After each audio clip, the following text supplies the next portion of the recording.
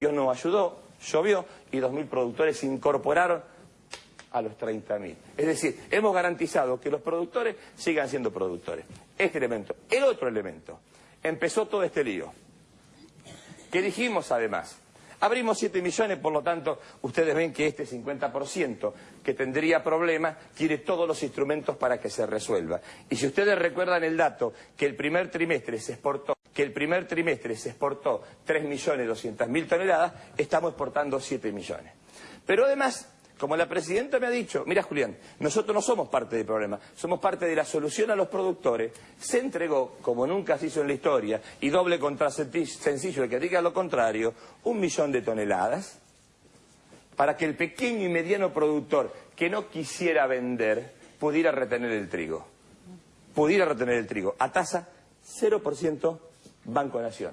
Son más de 600 personas al día de la fecha que han tomado este crédito. Es decir, toman el crédito contra la garantía granaria, el grano en garantía, sea o no sujeto de crédito, porque el pequeño y mediano que tiene problema no es sujeto de crédito y nosotros le estamos garantizando que pueda tomar ese crédito.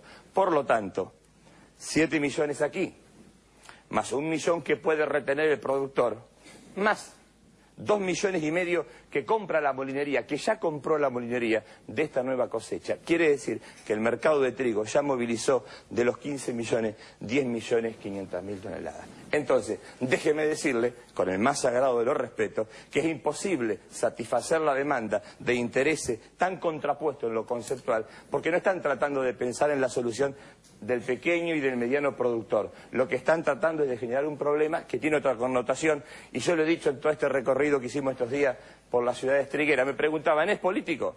Yo he dicho, mire, todo lo que yo digo de un pelo hace una peluca, pero para que de un pelo no haga una peluca le voy a decir esto, mire, si tiene cabeza de chancho, pata de chancho, pelo de chancho, cola de chancho, y hace cuchicuchi de chancho. Es decir, me parece que esto tiene otro sentido que no está en discusión la política triguera. Bueno, esto quería dejarlo aclarado, porque me parece que es importante que la sociedad argentina tenga en claro qué estamos discutiendo. El último elemento, no estamos discutiendo la rentabilidad del trigo, que nadie se engañe.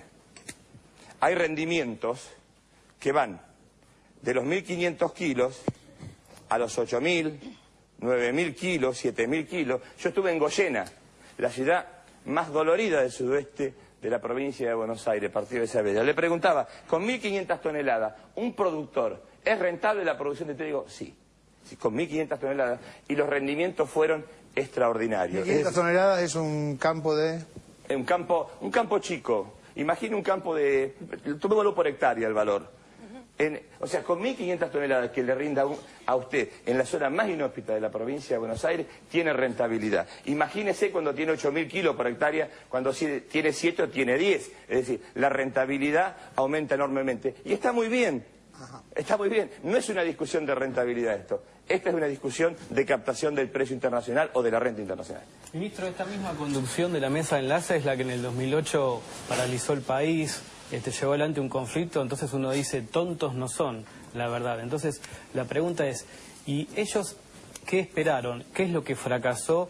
Obviamente que ingenuos no son. Alguna demanda de pequeños o medianos productores insatisfecha ellos deben haber visto y haber especulado con que a partir de eso armar una gran movida política que empiece a incidir en la campaña. ¿Qué es lo que no les, de alguna manera,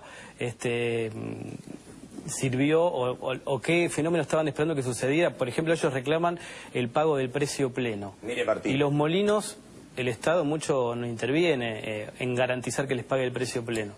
Mire, Martín, hay dos cosas. El Estado tiene un convenio, el convenio del trigo, que tiene la obligación de pagarle al productor el FAS teórico, primer elemento. Y por eso yo le he dicho, muchachos, ¿qué es el FAS teórico? El FAS teórico es el precio internacional menos el costo de flete que debería recibir el productor. Por lo tanto, tiene una denuncia de un productor que no recibió el precio pleno.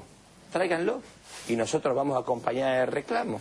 ¿Cuál es la respuesta? La respuesta es, no puede vender más trigo, no puede comercializar. Nosotros reconocemos el problema. No es que no estamos reconociendo el problema. Es más, publicamos como valor de referencia el FAS teórico cuando otros países vecinos lo que garantizan es, publican costos de producción por zona más 15-20%. Nosotros estamos publicando FAS teórico y sobre eso defendiendo el interés del productor. ¿Sabe qué nos parece?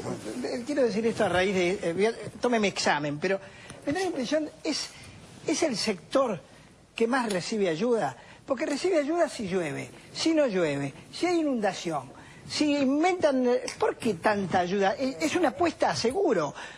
El que tiene una fábrica textil, ¿le pasa lo mismo? ¿El Estado está sobre esa fábrica del mismo modo que está sobre el conjunto de la masa agropecuaria? ¿Me da la impresión de que hay una ayuda? Yo veo subsidios, créditos, subsidios. Digo, ¿por qué? Generalmente, déjeme hacer la aclaración popular, el que invierte corre un riesgo. Si invierte en un casino, el riesgo es que pierdan todos los jugadores, que ganen todos los jugadores y pierda la banca. Si se pone una empresa cualquiera, hay muchos riesgos. O un paro general, o una huelga que le destruye la producción, o que no le compren más en determinado lugar. ¿Por qué en el sector agropecuario el Estado tiene que ser como una madre nutricia que está siempre sobre el sector? La primera respuesta es que el gran apoyo que tiene el sector es un tipo de cambio competitivo. Digo, la primera gran ayuda, pues si no perdemos de vista que esta es una edición de un proyecto nacional donde el campo es el más beneficiado. Lo demás, ¿sabe lo que pasa en la Argentina? El Estado empezó a dar respuesta. Y está bien que todo el mundo reclame las dificultades que tiene. A partir de un presidente como fue Kirchner y de una presidenta como es Cristina que da respuesta a los reclamos. Entonces, está bien que uno haga el planteo, que uno reclame, que uno diga, lo que está mal es que uno no acepte que la democracia y las instituciones de la democracia hay camino para resolver los conflictos y se busquen otros caminos. Moca. Y ahí es muy interesante todo este relato porque pone las cifras negras sobre blancas. Es decir, tenemos idea de qué novedad, de qué cambios hay en el campo. Ahora, yo creo que el fracaso o la irrelevancia del lockout no obedece solamente a la realidad del campo. Si lo comparamos con el 2008, con el lockout que terminó con el voto de Cobos en contra de la 125, vemos que la situación en el campo, como acaba de relatarse con mucho detalle, cambió cualitativamente. Pero también cambió la sociedad, cambiaron las expectativas de la sociedad, cambió el gobierno, porque tiene un nivel de comunicación y un nivel de certeza. La opinión pública puede fácilmente saber de qué se trata el conflicto o cuáles son las motivaciones, cosa que en el 2008 apareció en un momento bastante borroso. Y otro detalle muy importante es los medios de comunicación. Del baluarte de credibilidad que eran los medios de comunicación en marzo del 2008, se pasó a una escena un poquito patética donde las tapas de los diarios dicen cosas espectaculares y yo creo que cada vez la repercusión social y política que tienen esas tapas y esos titulares es menor.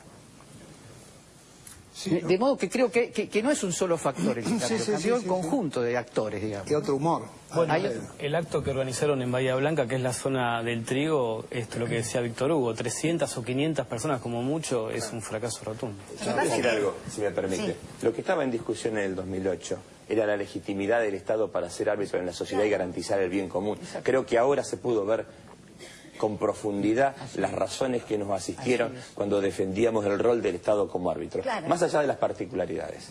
Yo quería decir eso, ¿no? Que esta vez en este paro, tanto Violcati como Bussi admitieron que tenían motivos políticos, pero también los tuvieron en el 2008. Lo que pasó en el 2008 es que hubo una cobertura mediática y una venta mediática de ese conflicto que hizo parecer como que en realidad me daba la sensación y me sigue dando la sensación de que incluso con la complicación de que las entidades no coinciden entre sí, lo que quieren es decidir ellos las políticas de Estado para el campo. Y eso lo tiene que decidir el gobierno elegido democráticamente. Si quieren una política a la medida de lo que desean, deberán ganar las elecciones. Igual 300 personas parece un montón en el acto, porque si son 2.500, ponele que 1.000 sean ahí, ¿cuánto fue? El 30% fue el acto, está muy bien, son un montón. No, son 30.000, No, 2.500 productores, ¿no son? Producen los que más plata tienen. De la que tiene más plata. Bueno, el 8% son 2.500, ponele que ahí había 1.000 con toda la furia. Ahora entendí, Era genialidad. Matemática me fue bien. Vamos a otro... El 30% fue un montón. Sí, ahí tendría que haber dibujado la carita de Violcati, para que los diga. Pero aparte me parece que la contradicción le jugó en contra, porque Coninagro, que es una de las entidades de la mesa de enlace, tiene una cooperativa vinculada que a los pequeños productores no les pagaba lo que están reclamando. La Federación Agraria también. Exactamente, entonces están haciendo una medida para hacer algo que sus propias entidades después en lo concreto no lo hacen. Martín, pero hay que dejar en claro que no es una discusión de la rentabilidad de la producción, no es el pobre productor. Digo, esto hay que dejarlo en claro. Me parece que quedó claro el propio Llambías, cuando Llambías dice, bueno, vamos a tener que ser más creativos, es porque están asumiendo un fracaso. Vamos a tener que inventar algo, vamos a tener que inventar algo. Me tengo que ir a otro... ¿Qué serían el modo creativo de Los Cabos? Y qué sé yo, Se disfrazan de No investigadores. le dé idea, por favor. A ver, que Mosca no habló nada. Un chiquito Una y me voy. conclusión también para nosotros. Los medios no pueden inventar situaciones caóticas. Las situaciones caóticas son un conglomerado de circunstancias en las cuales determinados medios actúan y operan. No faltó intención de los grupos concentrados en crear una situación, digamos, compleja en este local. Lo que faltó fueron condiciones externas a la voluntad de los medios, ¿no? Bien, vamos a un estreno de la producción, que es una sección nueva, que se llama La No Agenda de la Semana. Lo vemos y nos fijamos de qué se trata. 678 estrena sección, La No Agenda de la Semana. Así es. Al culminar cada semana haremos un repaso de los temas que la corporación mediática, valiéndose de su abrumadora posición dominante, consiguió desinstalar de la agenda mediática. Antes de adentrarnos en los temas que la Corpo ignoró de la semana que acaba de transcurrir, arranquemos con una noticia del día de la fecha que ya está siendo tapada. Nos parece una instancia importante para retomar la problemática de la zona sur de la ciudad de Buenos Aires con un sentido profundo, con un sentido que tiene que ver con la obra pública y con los derechos plenos de los habitantes de esa zona. Poner a disposición del gobierno de la ciudad no solo los fondos, como queda establecido con la firma de este convenio, el dinero está completo para la construcción de las 17.771 viviendas en este programa, sino también todos los trabajos técnicos que se venían haciendo con anterioridad y que quedaron cortados por decisión política del gobierno de que el Instituto de Vivienda de la ciudad no se ocupara más de la cuestión villas en el periodo que va de 2007 a la fecha. Ahora sí, estos fueron los temas que no formaron parte de la agenda de los llamados grandes medios. 1. Trigo Record, quienes con mentira machacaban asustando a la población. Nada dicen ahora del récord histórico. ¿Vamos a terminar importando trigo, carne y leche el año que viene? Sí, profundizan este modelo, como decían, si ganaban las elecciones, seguro que sí. El año que viene, como decía usted, está jugado en carne.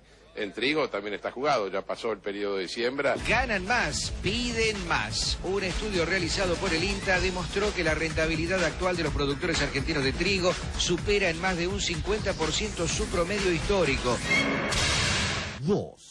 Nuevos casos de explotación al trabajo rural. Debemos recurrir a uno de los 2 peores periodistas del año, según el hermanito Sonsón de Clarín, para enterarnos de la cuestión que los mejores comunicadores ignoran. Hay una denuncia más de trabajo esclavo en Mercedes ahora. Recibimos una inquietud de una ONG, Arde la Ciudad, que a su vez había recibido denuncias sobre reducción de la esclavitud y trata de personas en la localidad de Salto, que es jurisdicción del Juzgado de la Justicia Federal de Mercedes, ¿no? ¿Y quiénes están actuando en nombre de la justicia? Bueno, no, la justicia no ha actuado, la Fiscalía Federal y el Juzgado Federal de Mercedes no han ordenado que... ¿Cómo no va a actuar un fiscal?